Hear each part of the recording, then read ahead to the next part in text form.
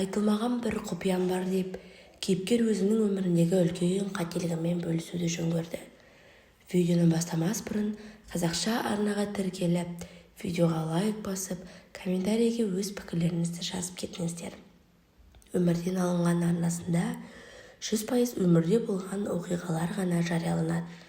Видеоны соңына дейін тыңдаңыздар. Менің әпкем жақында ғана тұрмысқа шыққан. Сол әпкемнің үйінде тұрып жатқаныма бүгін 3-ші күн. Мен жай қонақ болып келгенмін. Жездемнің туысқан інісі бар еді. Сол екеуміз бір-бірімізді бір көргеннен ғашық болып қалдық. Есімі Арман. Менің де осында 3-ші күн қонып жатқаныма осы Арман септігін тигізді. Арман өте әдемі, келбетті, ірі денелі, өте ақылды жігіт болатын. Енді кетемін деп жатқан кезде, киімімді киініп жатқан кезде, әпкемнің енесі маған қарап, құдағиға сәлемдемелер беріп жүргім керек, асықпай ертең немесе арғы күні кетпедің бе? Бізді басқа ауылға қонаққа шақырып жатыр еді. Мен де қазір үлгірмейін деп тұрмын. Осында болмаса бізбен бірге қонаққа бар деді. Сөйтіп Арманға қарасам, Арман басын қимылдатпай, маған көрші ауылға қонаққа бармай, менің қасымда қал дегендей болды. Кешке бәріміз дайындалып жүрген кезде Арман үйге келді.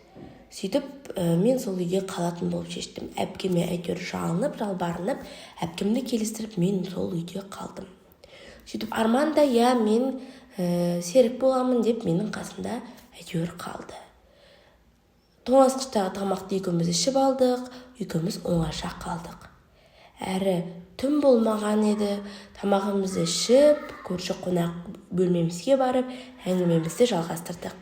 Екеуміз де 3 күннің ішінде бұрыннан танитындай, бір-бірімізді қатты танып біліп үлгердік сол күннің ішінде.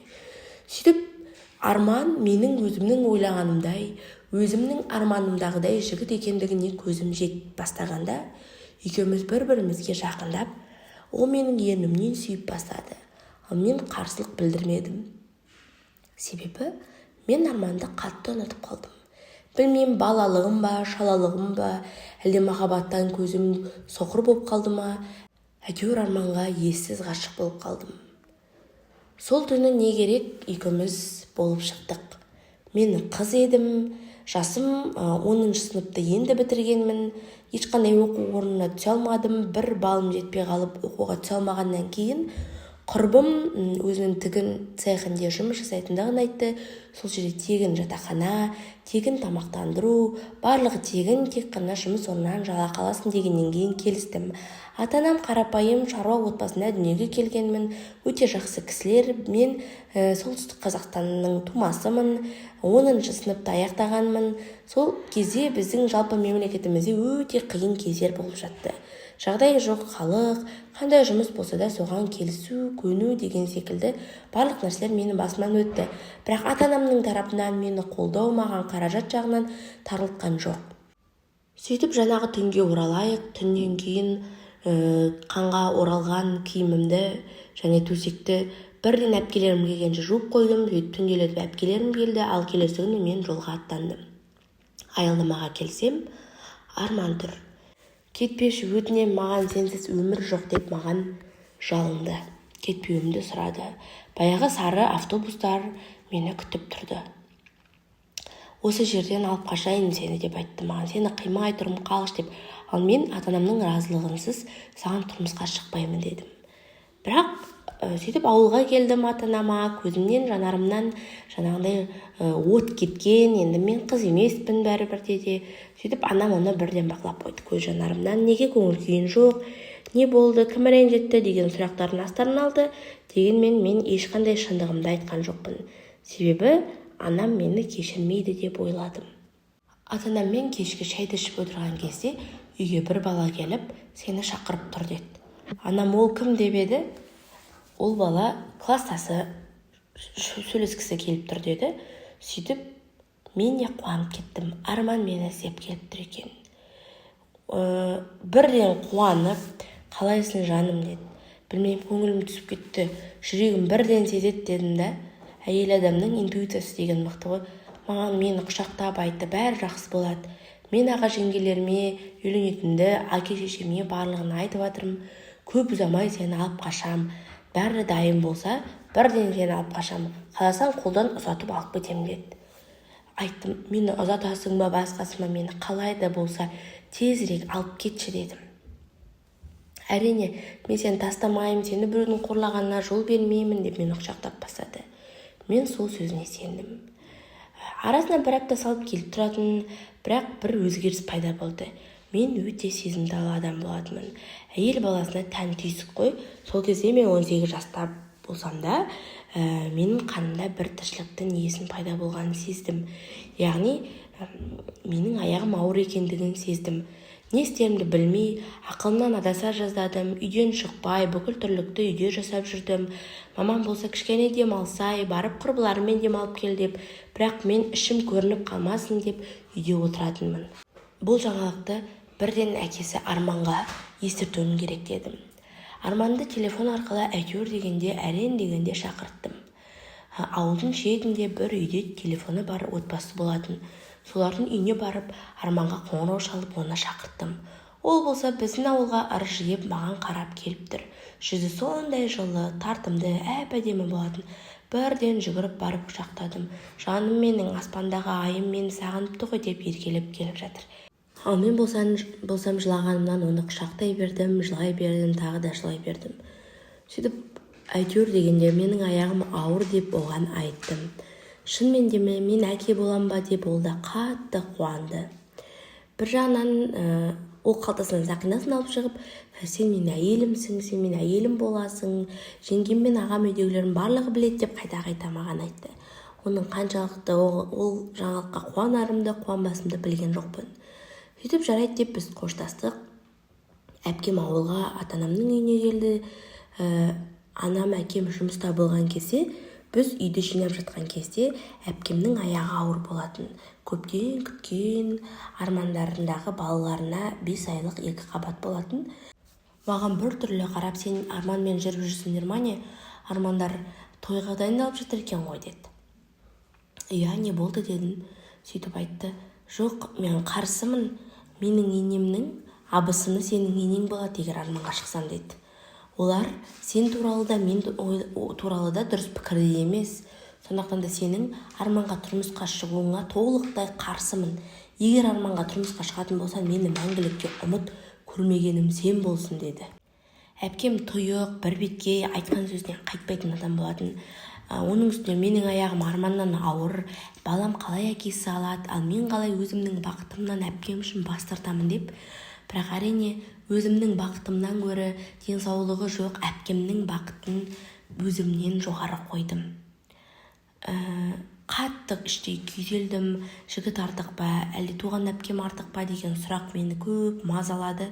Мен осы сұраққа көп ойлана келе әрине әпкемді таңдадым. Көп жыладым. Ішімдегі баламды да ойламадым. Сөйтіп негізі менің предыстория әскерден күтіп жүрген, 2 жыл бойы күтіп жүрген жігітім бар еді.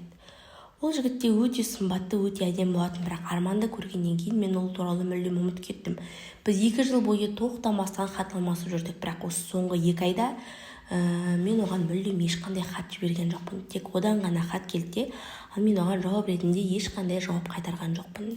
Мен енді кімге керекпін деген сан түрлі сұрақ, ойлар мені мазалады. Жанымды жегідей жеді. Мен ішімдегі баламен қалдым. Оның үстіне қыз емеспін. Не баламның әкесі дұрыс емес, не әпкем дұрыс емес. Өзім де дұрыс болмай тұрмын, ештеңе ойламай, сол бір сәттік ләззат үшін жаңағы жігітпен болып қойған менің өзіме де обал жоқ екендігін түсіндім. Сол ойлардың барлығы менің жанымды жегідей жеді. Ал әпкеме мені Арманнан аяғым ауыр десем, ол оны көтере алмайтындығын білдім да. Сол өзімнің ома өзім тұншығып жүре бердім. Не істеймін? Сөйтіп ертесіне тағы да Арман келді. Сол күні ешқайда бармай біз аулада отырдық. Оның көңілі баяғыдай салдырлаған әңгімесін айтып отырды. Ал мен болсам ішімдегімді сыртқа шығара алмай, жігітімнің сөйлегеніне жымиып қана отыра бердім. Мені бүгін алып кетші дедім. Бүгін әкетпесен кеш қаласың деп айттым. Ал ол айтты, жоқ, ешқашан да кеш емес. Мен сені любой алып кетем деген уақытта алып кетем. Мен сені жалғыз қалдырмаймын. сыйыңмен алып кеткім келеді деді. Жай ғана емес, қорықпа, бізде бәрі дайын болып қалды. Бірақ менің іштей жүрегім оны соңғы рет көріп жатқандай, сондай сезім кешірдім басынан. Бір сәтте әйел адамдар жалпы барлық нәрсені ойлаймыз ғой. Алда не күтіп тұрғанында былай женская интуициямен сезе аламыз.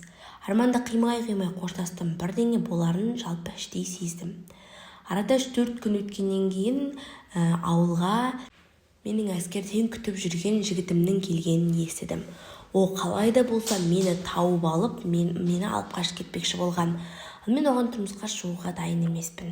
Себебі мен оны жақсы көрмеймін. Мен оған деген махаббатымның барлығы өшкен. Мендегі махаббат тек арманға ғана.